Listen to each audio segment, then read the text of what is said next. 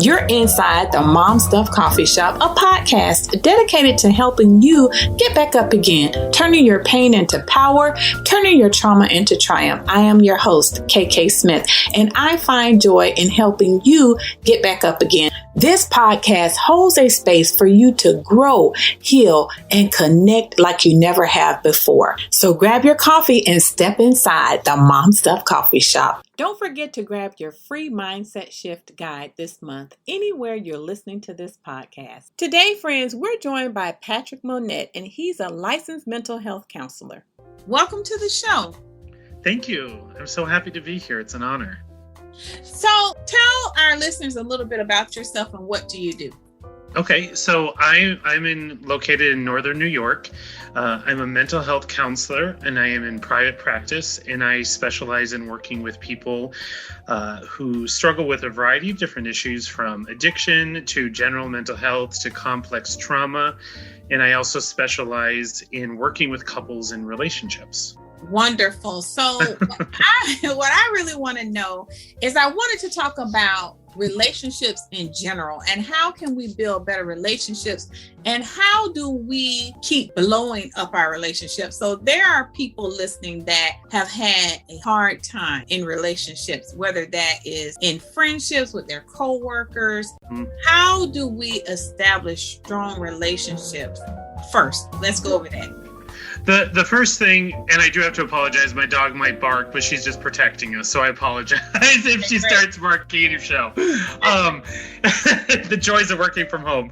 But, I think that's a really good question, especially during the time of the pandemic, of how important relationships are, how strange they are.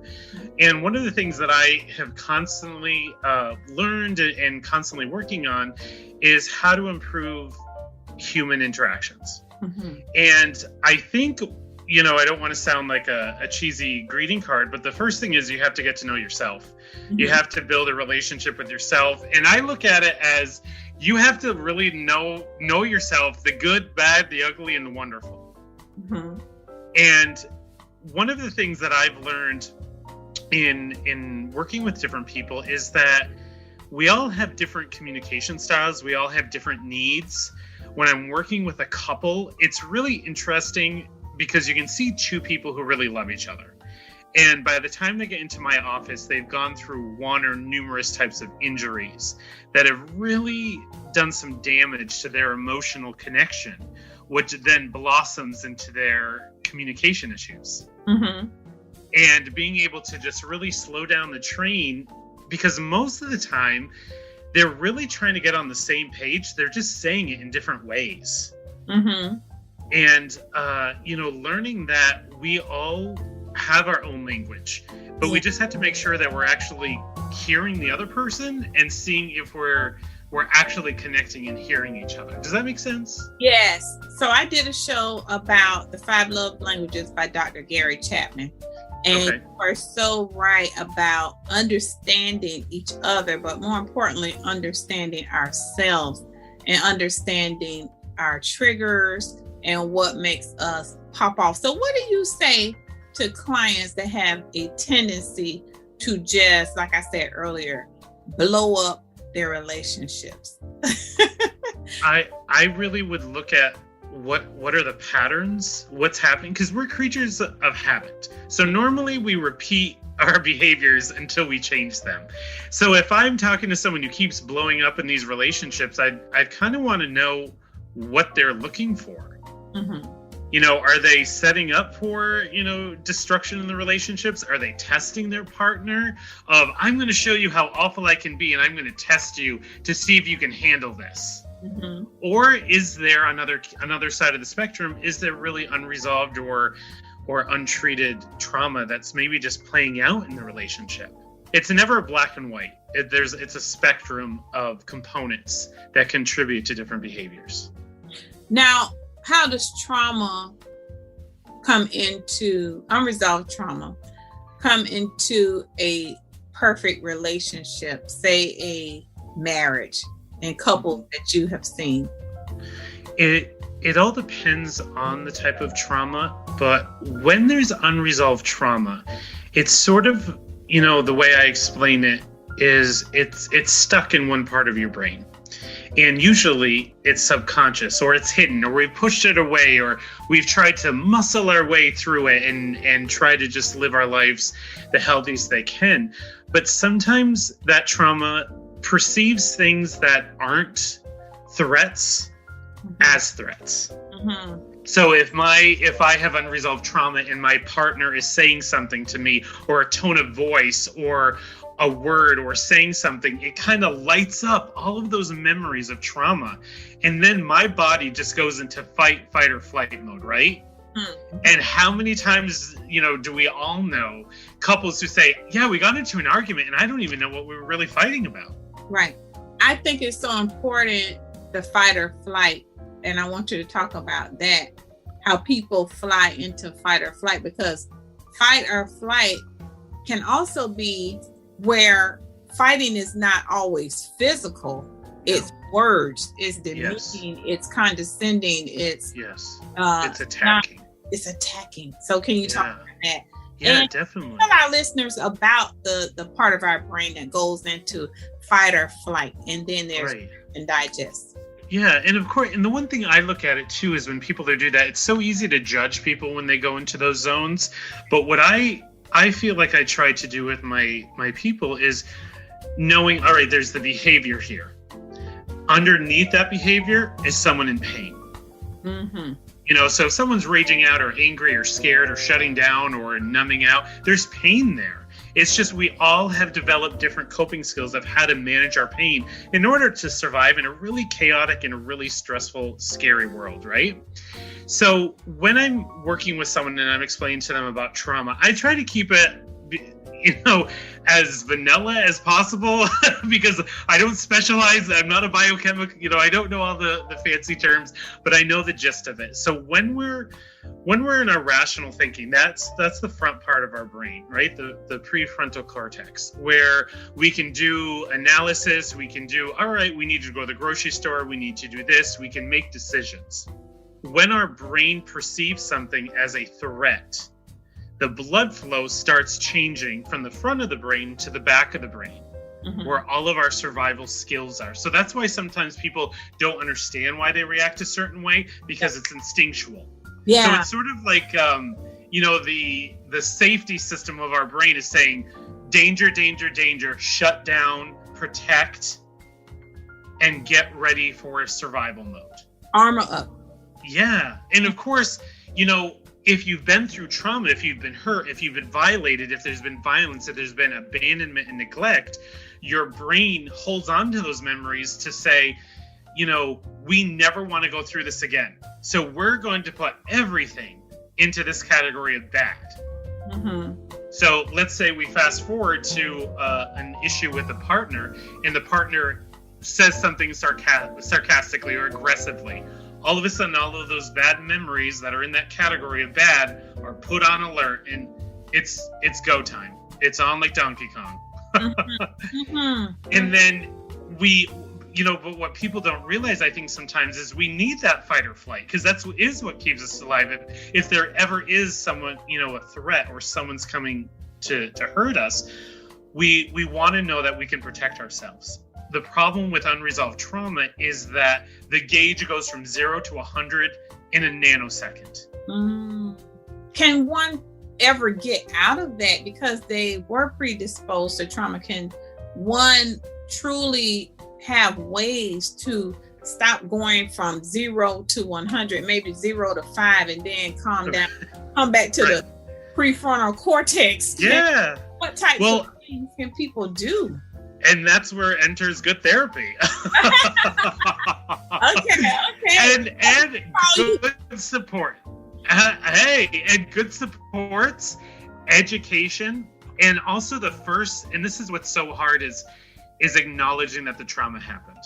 Yeah. And that it doesn't define you, but it is part of your story. Yes. And you know what? Right? I think what's so sad, when you think about this conversation, what's so sad is when people never get help, they interpret the trauma to be themselves their whole life. Right. It just becomes so muddy. Yeah. And it becomes yourself. And when it becomes yourself, it's stopping you from doing so many things that you would have loved to do in life, because you keep destroying relationships and blowing up and popping off, and you're not able to disconnect the trauma from the present moment. Right. And then, you know, when we're putting that in terms of relationships, it also, like, when you go through a trauma and you haven't healed it or hasn't been, you know, processed in a productive, healthy way, it really, what I find, becomes so dysfunctional for a lot of abusive, negative belief systems about ourselves. I'm not worthy of love. I don't deserve this. I'm not. And sometimes we may have actually been told that, and sometimes we develop it in our own processing of, I'm never going to find someone who loves me, or, you know, I've been in one bad relationship, I must have deserved this, you know. And these are just some examples of what I've seen. And that's what is really difficult when you see someone who's so amazing and so loving, but they can't connect to that love for themselves. And then how are they going to love someone else? Yes. And how are they going to be there for someone else when they're drowning? That's like someone who's drowning and like, I'll hold you up. Right. Right. And I wanted to ask you about this particular mechanism. So a person that has experienced trauma, how is it so easy for them to say, okay, something happened and then you don't get what you want, now you throw the whole thing away? It's sort of like, okay, you didn't cook my favorite vegetable, I'm not going to eat dinner. Or, you know, that extreme throwing everything away. What is that called? Right.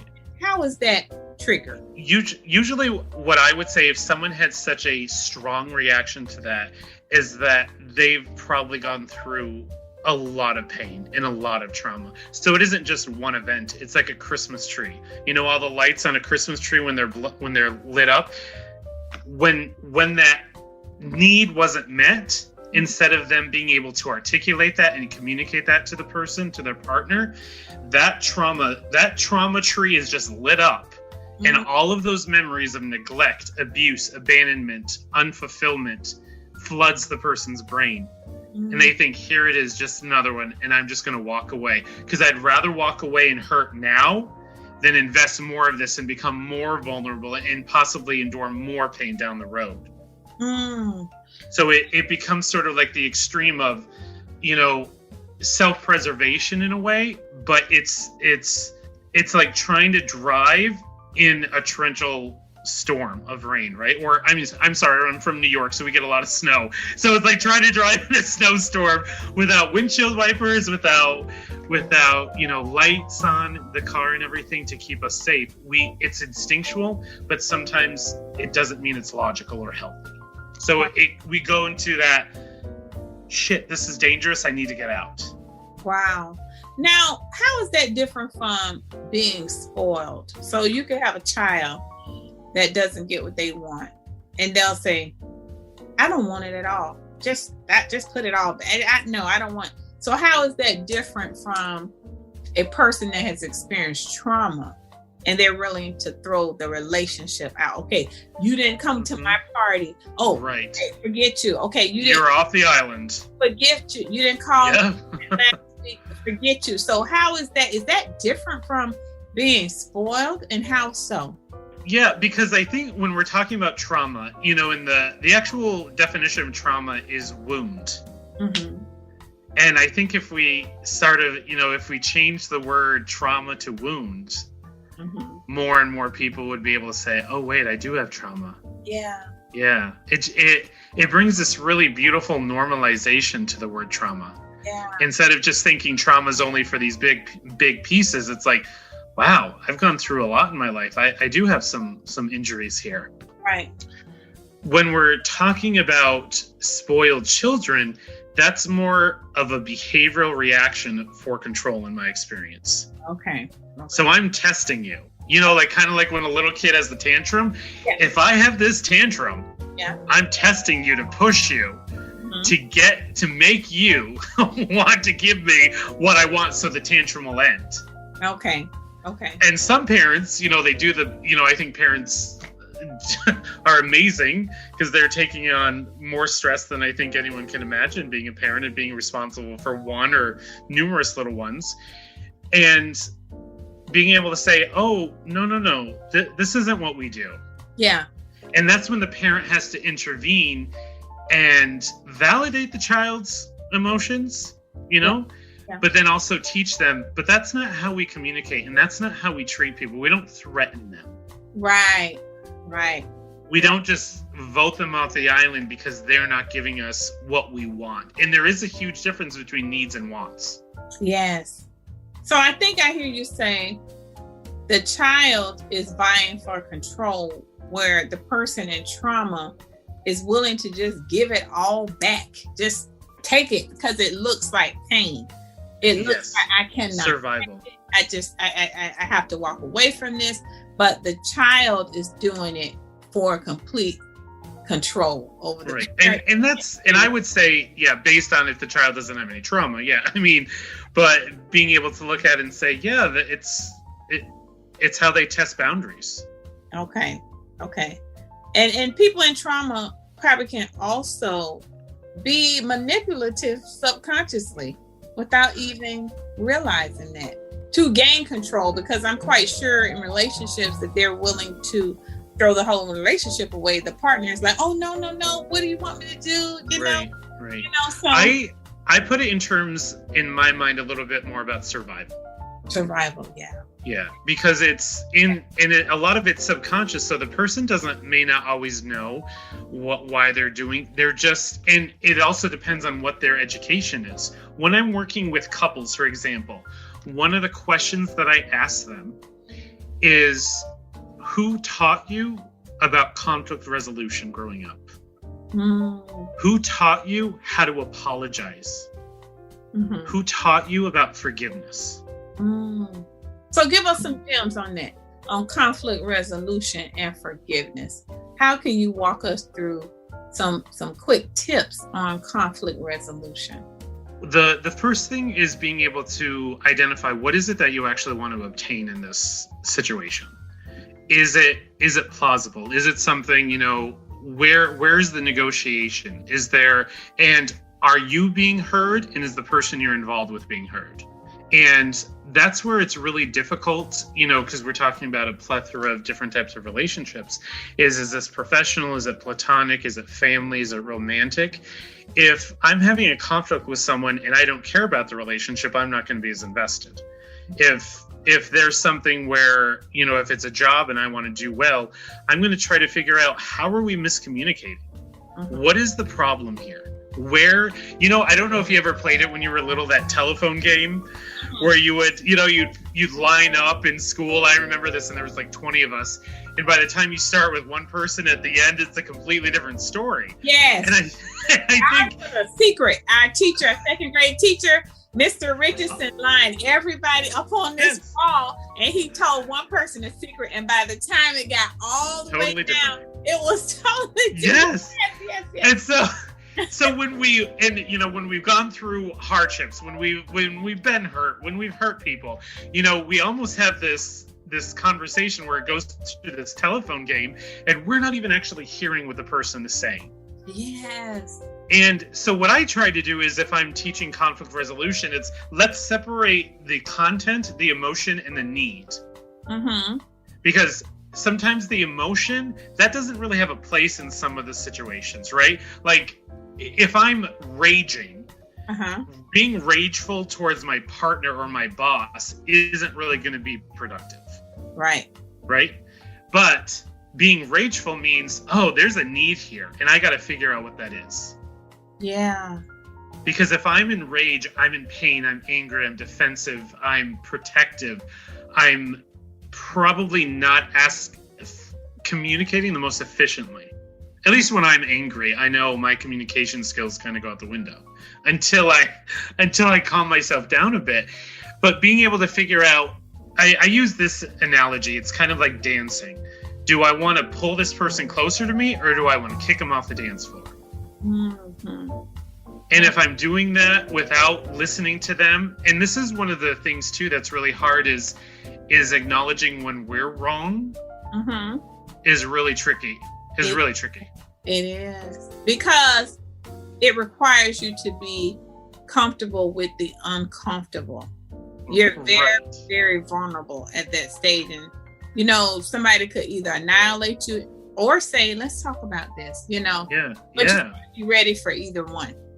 And the shame of being wrong. And I've asked a lot of people that you know, I was doing this exercise with some of my clients of saying, I'm just going to say this phrase and I want your initial reaction. And they said, okay. I said, you were wrong. And they're like, what am I wrong about? What do you mean? Oh, you're wrong. I'm not. And I said, they're like, what am I wrong about? And I just said, no, I just want you to pay attention to your reaction. And that's showing you your belief system of what you were taught about being wrong and how that's going to go into every one of relationships that you have. Yeah. So if I've learned that I can never be wrong, or that something's bad about being wrong, how am I ever going to learn how to hear someone else's story? Yes. Or to try. Try to just be human. Or not have the comparison. Yeah. That, oh wow, your story is different than mine. Yours is right, mine is wrong. You know, all of that. I think when we're looking at conflict resolution, it's also about breaking down our rigidity. Yeah.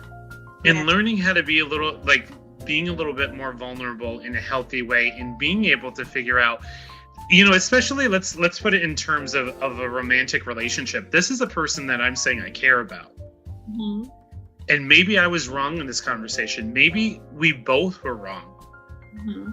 But if there was one time when I was doing a couples retreat, and I asked them, all the couples, if they've ever been in an argument with a loved one. And so everyone, you know, says yes. I said, have you ever wanted to win an argument? And all of us just raise our hand, yes. You know, I wanted to win an argument. And then I follow up with the question of, what did you lose when you won that argument? Right. You know, you get this imaginary title of argument winner, but that relationship has taken a beating. There's an injury there. That is so true. And I think if you have been in trauma in a relationship and you enter a marriage or relationship, you can't constantly say you're the one that's wrong all the time. Right. You will never hear your voice. You will never be able to break through and say, you know what? My opinion matters. I have good ideas. You can't take that. So what you said at the beginning, that self-love is so key, because you cannot take that in a healthy relationship. You have good ideas, but I think you'll revert back to that fight or flight, and then maybe even become a victim all the time.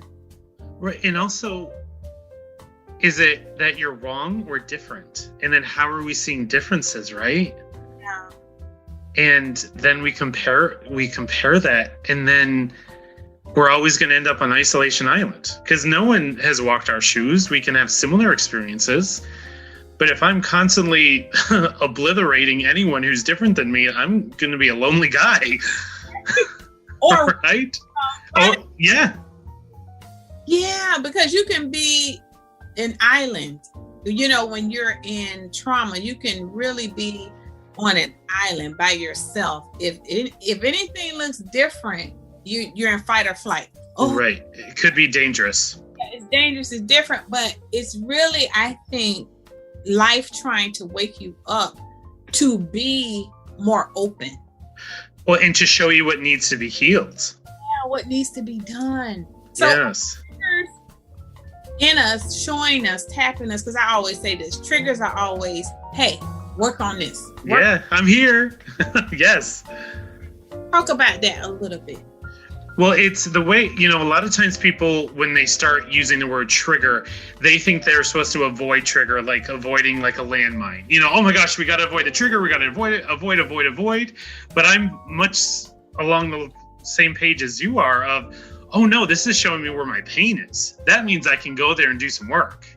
So, you know what I'm saying? Like, to me, I look at it as like, oh, it's a treasure map. Like, the universe is showing me what I need to work on.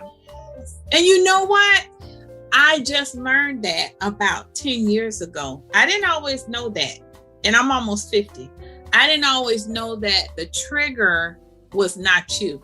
The trigger is trying to tell you, hey, listen, we need to work on this. You know, right. That there's pain stored here. There's pain because you're getting frazzled and you're getting undone. No. There's things here that you really need. These are the gems of your life. If you blow these up, you know, you're gonna right. You know what I'm saying? And then when you blow up, you continue the cycle. And then that shame comes in, that fear, that pain, the resentment. And then depending on your coping skills, you know, is it internalized or is it externalized on the person of like, oh, I met another SOB or I met another selfish person. You know, I'm destined to be alone. Everyone, you know, it all depends on what the narrative we live in is telling us. I think it's so important working with women and women trying to find a relationship. I think it's so important to constantly go inside and work on those triggers, because you could really think that that person is the same person that you just dated. And I'm not going to give them a chance. I'm just going to throw it all away. You know, I'm just going to, they're not, you know, and so many women, you might have had a wonderful childhood, but you have had trauma from relationships. Relationships, you know, getting into these toxic relationships, people using you just for sex, maybe draining your bank account, maybe you know, abusive. So I think it's important for us to always reset and pay attention to those triggers. Yes, and I think, you know, a couple of things that pop into my head as you're saying that, which I agree with everything that you're saying. You know, I ask couples what their non-negotiables are. And that isn't like the materialistic things. It's really, what are some of my core values that I need in a partner? And usually it's not a long laundry list. It's really, I need someone who's going to respect me, support me, love me, value me. You know, being able to ask ourselves, and that goes right into that importance of self-love, of knowing what really matters to me. And then the other thought too is, you know, I hear this. I remember I was listening to the radio once, and it was like a call-in talk show, and I just keep hearing this phrase of, I want a partner who accepts me for who I am. And it kind of made me laugh because I really don't know what that means. It's like, am I like a hot mess and I just want you to put me together? Is that, you know, like, what does that actually mean? I want someone to accept me. And then just because I like to go a little bit deeper, are you accepting yourself? Yeah. Because when you accept yourself, you're gonna find people, like, you're okay with it. You're not looking for acceptance from other people. Right. You know, because it's like, I know who I am, for the most part. You know, we're always learning and growing, but if I want someone to accept me for who I am, I want to know what that means. Right. And I also think too, it's so important to say this podcast is very vulnerable, and I don't know if I ever mentioned it here, but there are things about yourself that you shouldn't accept and you should want to change, you know, because I mentioned my marriage, that my husband came from a very stable environment, parents who have been married now for 53 years. And I came from dysfunction, you know, on such a high level. And there became a time in our relationship until he could not accept that. He broke up with me right before we were about to get married. And so it caused me that level of pain. It shifted me. It just shifted me into saying, you know what? Nobody's going to accept this, you know? Right? And you try to bring it, we call it happily ever after, no matter. You know? No, thank you. Next. And that's the best thing that has happened to me, because it shifted me into knowing that people are saying, okay, accept me for who I am, accept me, accept. No, right. You need to take that back to the table and work on yourself. Right. You know? And well, it's like a garden, right? Like we don't have a garden or a plant and never expect to, you know, give it fertilizer or water or anything. You know, it's going to die. If we aren't constantly growing and learning about ourselves and and developing, how is any relationship going to do that? Yeah. When we normalize it and make it of everything in our life that we want to grow, that includes us. Like, I have to, learn and grow and do different things and push myself. And if I'm in a relationship, I need them to do the same.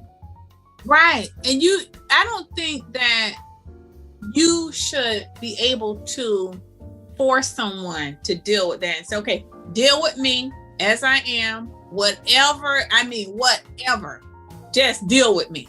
Okay. Come on now. There is love, and there's Christ-like love, and I understand it, accepting people for who they are. Right. But don't you want your life and your marriage and your relationships to be very authentic and blooming all the time? And you can't bloom with all those weeds. I look at it like weeds tearing the beauty down in a flower. So you want to uproot those weeds. So well. And also, I think people confuse that. I think there's a really fine line between, accept me and, oh, there are some things in my life you need to know about me. I think that's a very different conversation of accept me for all of the train wreck that I might be, and like all the luggage, and carry it for me and then be happy about it. Or, hey, I've been, just like you're saying, it's like, I've been through some stuff and that affected me. And I want to be open, authentic, and genuine with you. Right. And I think that is love. Right. And can you deal with that? And if you can't, tell me. Because some people can't deal with it. Right. It's kind of like, a traffic light. It's like, are we at red here? Is this yellow? Are we still at green? I think it's just so important because I see so many women get into relationships and the man is saying, just take me with my stuff. Just take me. Come on now, just take me. And I'm like, no, he needs to work on some stuff. And it's nothing wrong with knowing that, with exposing that, because you really want to grow in your relationship and you really want to be authentic and not being able to say. Silence is one of the biggest killers of authenticity and true connection. My husband and I are very authentic with each other, even if it hurts. We have to tell each other, but we love. And I always tell people, love and honesty have to be there in any conversation, and we always do it in love and honesty because we want our you care growing, and keep blossoming. So I think it's important to say, women, you can have some values and what are you going to deal with and what are you not going to deal with? And it's okay to voice those opinions early in a relationship, or men, right? Well, one of the things too that I share with my couples, and a colleague of mine gave me this piece of advice and always stuck with me was, for a relationship to be healthy and to bloom, they have to conquer the fear of losing each other. Yeah. And it just took my breath away when I heard that, of how many relationships have I been in, have I worked, have I seen where everything's going well, but there's always that little gremlin of saying, this could end, and then that might kill me, or that would hurt. Yeah. But what? You have to get to a place where I think you're okay with yourself. And you love yourself. You really love yourself enough to say, you know what? This is not my strength. I'm not crutched up on this relationship. Right. I need to stand on my own. And when it goes from I need you to I want to be with you is game changer. And I think we grew up in a really codependent message here, like happily ever after. How many times do we grow up seeing that in a movie? And it's crap, because it's not an end point. It's I'm not with you because I need you to survive. I'm with you because I love you and I love being with you. Yeah. What a different message that is. Like, it makes me just breathe a little bit of, wow, we can fly together. Yeah, because the latter is, I think, where obsession, because somebody put their whole self into the relationship. their whole outcome in life. Right. Or also when we see a lot of insecurity, it's so hard of, well, you didn't say you loved me, or you didn't do this, or all of that. It's all of these unwritten expectations. Yeah. It's like, but are they there? Like, what are you looking for? Once again, what is the need? Yeah. Yeah. And when we can uncover that need, it becomes so much easier to get it fulfilled. Yeah. And I think two whole people come together. Yes. Or at least somewhat. Almost. Yeah. More than 50%. Yeah, I mean, no one's perfect, so there's going to be little nicks in it, and we live in a crazy world. And, the one thing, too, I was thinking about when you were asking me some of the questions was, you go on a date, you don't like it, what do? You delete them and you swipe, and you go to the next person. Yeah, and guess what? I think that creates trauma, too, because you're on these apps, and then you're finding somebody that's totally your type, and then you think you've nailed it. Okay, now you have a disagreement. That person knows within a matter of minutes, I could go back on the app and I can have somebody else. And what is that other person in? They're in a bed of sadness and depression because they could pop back on and say, oh, they're back on the app, Looking for something better. Oh, and I think the digital age, it is remarkably better in some ways, but in other ways, I think it creates a lot of trauma for people, Especially if we got into like ghosting and all that jazz. Yeah. Because it's so painful. Like, because what you're saying is like, you don't matter enough for me to have that uncomfortable conversation with you. Yeah, and then you built me up so high. And then you just let me fall. Boom. It's just like 100 to back. That's traumatizing in this digital age. And I think teenagers and anyone who's dating in the digital age, they need that extra knowing of, I have to keep myself. I have to keep myself and not go with all of this unstableness of the digital age in some form or fashion. Right. And knowing how to trust ourselves and seeing what is something that I can handle and what am I willing to do and what works for me. Because everyone has different flavors that they like and meeting people in different ways and different types of relationships. But I don't break it down into like what's good or bad. It's what's healthy or unhealthy for me. Right. And we all have to ask ourselves that question. And really, when we're looking at any relationship pattern of with ourselves, with others, is it healthy or unhealthy? Yeah, because life has changed. As I knew it, when you dated back in the day, you would meet someone in person. You would date this person, come and pick them up. Now, in the digital age, oh my goodness, it has changed so much. And my husband and I often talk about would we have met if we were in the digital age? Dating is so different. You could look at one person. Okay, next, go to the, it's like shopping. It's an overload. It's an overload of your sensory. So I'm glad that you are helping couples discover, each other and helping them through difficult talks and difficult conversations. And I just thank you so much for being here today. Thank you so much. Thank you so much, Patrick. So I wanted to end this conversation with, is there anything that you want to tell our listeners that we haven't talked about relationships? I think, just always pushing yourself to learn and grow, and that we all have to do that so that we can be healthier, and that none of us know all the answers. And knowing that, I think, will give you more freedom, because then it just is going to create that hunger of, I want to learn and grow even more. Yeah. And that opens the doors for really beautiful relationships. Yes, the growing, constantly growing. I love that. And that we deserve that. Yeah, we do. We do. And our partner does too. Yes. Thank you so much, Patrick. Now, it's time in our conversation for something to sip on. These are 3 questions that I ask all my guests at the end of the show. So the first question is, what brings you joy? My job. Your job. Yeah. That's a pretty cool job. You get to help. Yeah, I feel really blessed and humbled to do what I do. Yes, because you do one-on-one as well as couples, as well as group coaching. Correct. Wow, that's pretty awesome. What an impact.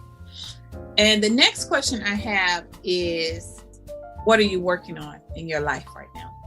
Personally or professionally? Either one. You shoot.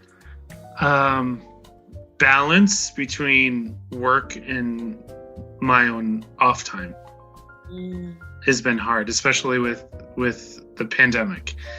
Is the demand for mental health services in last year has really gone through the roof. So one of the hardest things I think for any mental health person is to say they're full or that they can't help you.